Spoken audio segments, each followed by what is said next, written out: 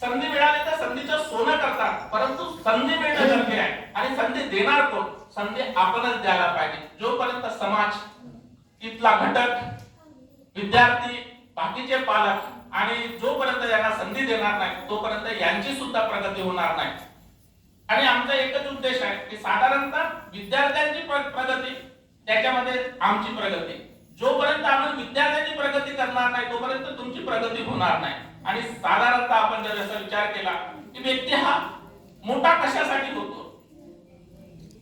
व्यक्ती हा मोठा स्वतःसाठी होत नाही. जर आपण दुसऱ्यासाठी जर समजून चला आपण मोठं झालं तर ते अत्यंत महत्वाचं होतं. आणि याच्यामध्ये जी मातृशक्ती आहे, कारण सृजनशीलता म्हणतो आपण किंवा एका बीजापासून दुसऱ्या बीजात देण्याच्या दृष्टिकोनातून ही मातृशक्ती अत्यंत महत्वाची असते. या सगळ्या बाबीचा विचार पाहूजाचा विचार केला असता मला तिथं बोलण्याची संधी दिली